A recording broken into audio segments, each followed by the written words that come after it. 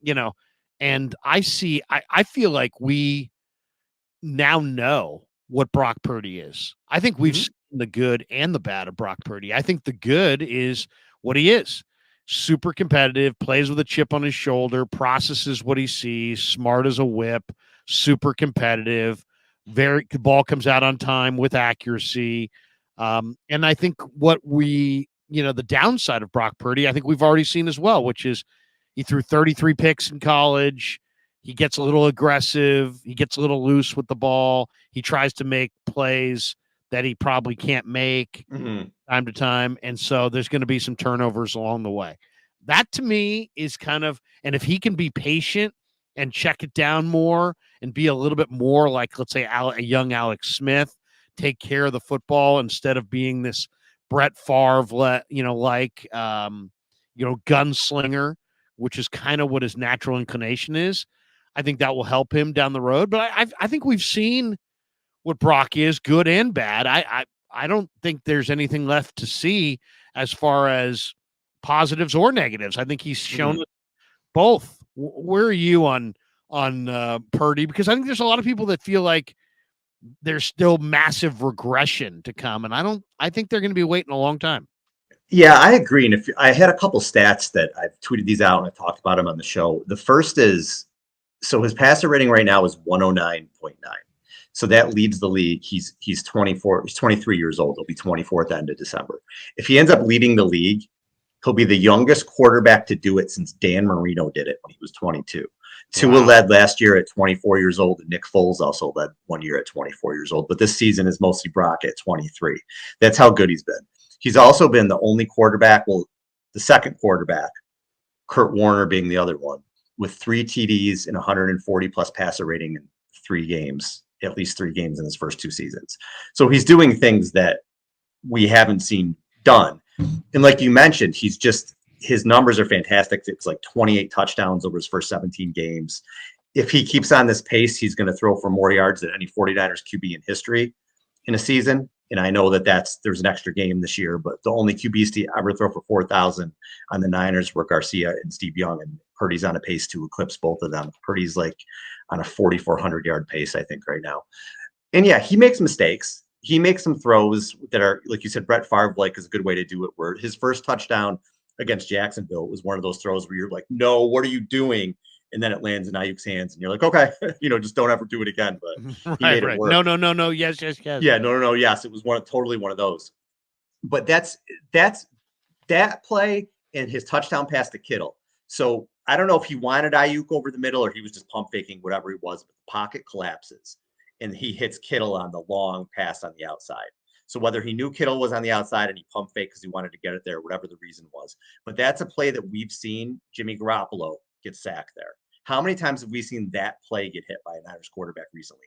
Almost never. Almost never on a route like that to the outside 66 yards downfield for a touchdown. And So I you're going to asked Kittle. I asked Kittle about, not to interrupt you. I asked Kittle about that yesterday, and he was. I said, "Were you surprised that he had that arm strength to get it out there? Not because he doesn't have the arm strength, just because he had cocked it back and he was in a muddied pocket. He didn't get Mhm. to look like he didn't follow through. He definitely didn't step into it. And he not only did he get the ball down the field to Kittle, who had a step and a half on Devin Lloyd, but he let him. Yeah, If anything, he beautiful. put it out there Yeah. for him. So, and I thought Kittle would have said, "Yeah, I was surprised at the arm strength he had on that one." He's like, "No, I expect that from Brock." So, Yeah, I mean, it might have been the best throw of Purdy's career, right up there, I thought. And look, does Brock have faults? Sure. He can't make the turnovers that he did that we saw before the bye. He's got to be safer with the ball, especially at the end of games. But the other thing with him, yeah, you're always talking about regression. Everybody's expecting regression because of where he was picked and maybe some of his physical traits, although I think he has underrated physical traits. But everybody's talking about regression instead of, well, what if there's not regression? What if he's going to get better because he's a quarterback in his second year? He's 23. If one of these other quarterbacks that were any of these quarterbacks, let's take the 2021 quarterbacks who are mostly a disaster, right? Even Trevor Lawrence is not. He has more turnovers and touchdown passes this year. If one of those guys was playing like Brock is playing in his second season at 23 years old, your Zach Wilson, your Justin Fields, your Mac Jones, Trey. Trey Lance, these guys who were taken high. They're the second coming, right? Oh my God, look at what they're doing, and they're just going to get better. But because where Brock was taken, and some people think physically, they're waiting for the regression to happen. And like you said, we may be waiting a really long time. He may just be to the point where he's just a really solid NFL quarterback.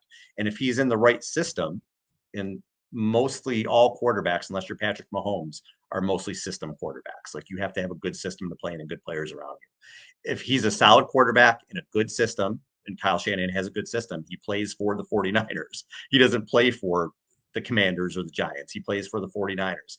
And he's a great fit for that system. And as long as it stays that way, there's no reason he can't continue to have success there. And it's funny. All I would say to anybody is listen to who's complimenting him and listen to who's ripping him. People ripping him are content creators and Nick Wright. People complimenting him, Mike Martz, Kurt Warner, Alex Smith, Peter King, Kyle Shanahan. Yeah. The people who are complimenting Brock are have far more football credibility than the people that are ripping Brock Purdy.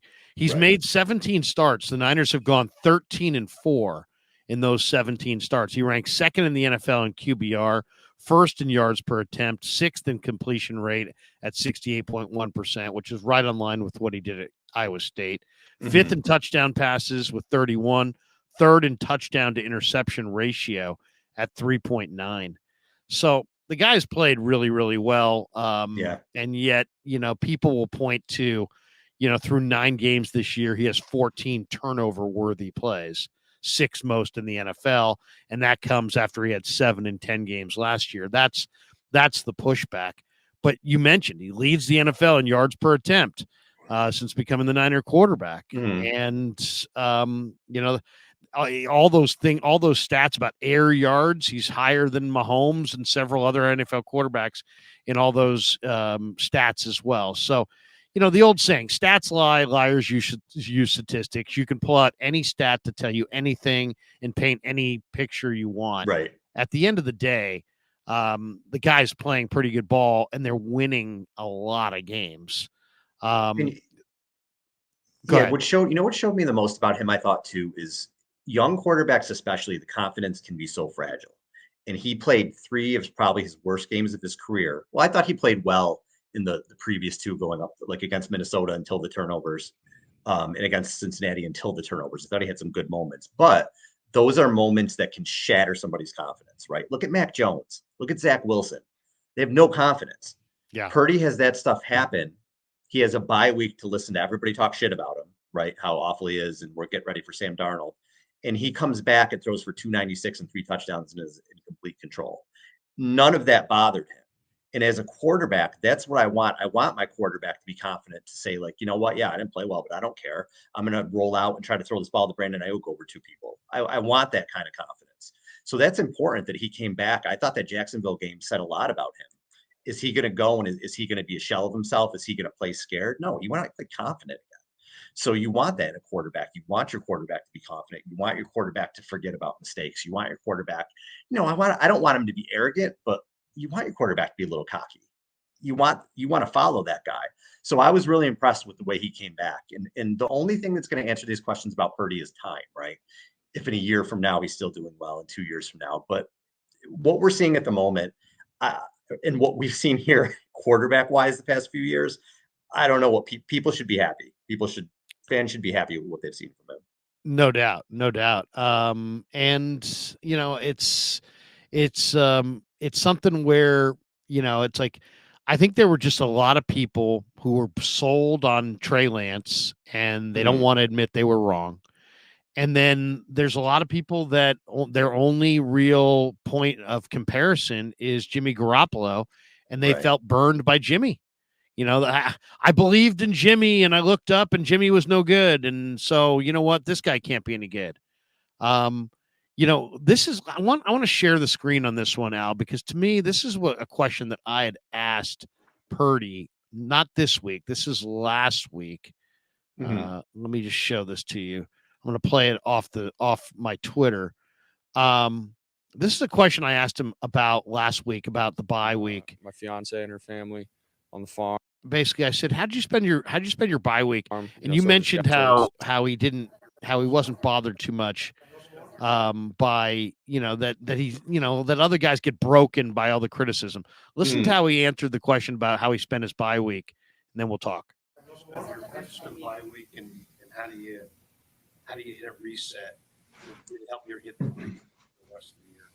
Yeah, went to Iowa. I was with my fiance and her family on the farm. Sort of just got away from everything, and then went back to Iowa State for a game. Saw everybody. Just sort of have a perspective of, all right, this is life. This is what's going on.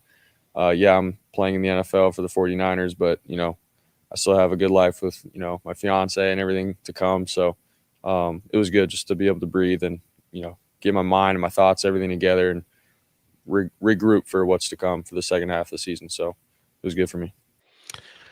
Just when you hear him talk like that, just to breathe a little bit. And sometimes you wonder if the criticism, gets to these guys, or if how much are they hearing it. I think that's a pretty good example right there, that clearly he's hearing it. Clearly it was therapeutic for him to go to Iowa, sit on a tractor, get back to his roots, go to Iowa State, be around some people that really, love him and care about him, and kind of not listen to the noise of, he's not good enough. They're not good enough. They're not, that whole negativity drumbeat. I wonder if that had something to do with his ability to kind of flip the page and get his mind right for Jacksonville. He's just a grounded dude. I just feel like you're wired that way. You either are or you aren't. It's not something you can, if you just kind of naturally have anxiety or things get to you, he's just wired. He just seems like a smooth guy, confident guy. And again, that's the person that I want behind center. And it's funny too. You brought up like the Garoppolo and Lance stuff. I was talking about this with Brian on our last show. So if you go back to last year when Brock played against the Bucs, that was to me like things were so toxic with the fan base. Okay. So you had Jimmy versus Trey, and it was people going at each other, and it was just this guy versus that guy. I felt when Purdy came in that game and he just lit up the Bucs, it was the fan base kind of united, where it was like, wow, look at this guy. This is great. And everybody was just sort of behind one guy. It was a little bit refreshing. So it's cool that he's going back against the Bucs this game, and to kind of go back and talk about that and relive that, because I really felt that was kind of like a unifying moment for the fan base. I mean, there was still some stuff this offseason with the Trey Lance stuff and the preseason and everything else, but for at least the time, everybody was kind of unified. And yeah, this is awesome. Nobody saw this guy coming. He could really be somebody on this team, and he has been. Again, if you told me after the Bucs game we'd be where we are right now, I'd have signed up for it in a heartbeat. That he's played as well as he had, that he was good in the playoffs, played as well as he had, came back from the injury, had some step backs, which is inevitable for a young quarterback. And it looks like to this point responded to them with a good game, and he's ready to do well again. So from that point on the Bucs game to where we are now with the Bucs game, I think everybody would have signed up for what we're seeing with Purdy. And again, I don't know when it's going to stop with the criticism of him. Maybe it is just time. A year or 2, 3 years, whatever. I don't know. But again, you should just be happy with what you've seen. Well, and it's like, people will say, well, I'll say he's a franchise quarterback when he's a franchise quarterback. Okay. But I mean, that's like what saying is a franchise quarterback? Well, they're just basically they're going to wait until he's standing in the winner's circle on Super Bowl Sunday. And then they're going to begrudgingly be like, yeah, well, I guess he's a franchise quarterback. Well, I mean, right. I mean, so are you the guy that has to wait until the you're getting hit by hail before you'll say it will rain? I mean, it's like, anybody can say after it's raining that it's raining. But the weatherman who tells you it's going to rain tomorrow has some value. I don't know. I'm not saying that people need to make predictions on everything, but it's like I kind of in that mode of like, hey, we've now seen it. Do you have the courage of your convictions and you believe in what you're seeing is real, or do you not believe in what you're seeing is real and you think that you still have doubts? And if you have doubts, that's great. That's fine. But to me, it's like, I don't know. I mean, I'd rather I don't know. I have a higher opinion of people who would take a chance one way or another and say, I really believe he's this. And then if they're wrong, they're wrong. And if they're right, they're right. Then just wait until it happens and then just say, Yeah. now I believe. Well, what now? Now you believe? I mean, there are a lot of people that believe right now in Josh Allen, but he's not playing well. No, He's probably no, not he's going not to the playing. playoffs.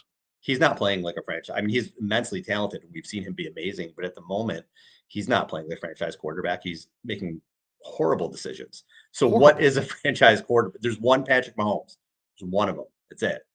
Everybody else seems like they're kind of ebb and flow and up and down, and it's just the nature of the game. These guys are playing a position with chaos around them, and there's only a very small percentage of guys that are going to be elite, and then you have your guys that are franchise guys, right? That you're not going to move on from. That you're going to Dak Prescott, Kirk Cousins. You could think what you want to about these guys, but they are franchise type guys. They're going to be starters for 5 to 10 years on a team. And that's where I think Purdy can fall. Am I going to say he's Patrick Mahomes? No. I mean, come on. No, there's one Mahomes. He's not anywhere near as physically gifted as Herbert. It's just, I think there's just a standard people have that is just kind of, it's just not going to happen, right? He's not going to be Patrick Mahomes. Even Joe Burrow has been phenomenal. Burrow was a lot of it's because he battled injuries, but he wasn't having a great year up until the past couple of games. Until then, it goes up and down, and I just think some people just have irrational expectations. Well, and then just if you bring up a Herbert or a Allen, they'll be like, "Well, could you imagine what they would be in the Niners offense?" Oh yeah, Well, yep. now we're debating something that we're never going to see, Right. and it's just like I guess they would be great, but we don't really know.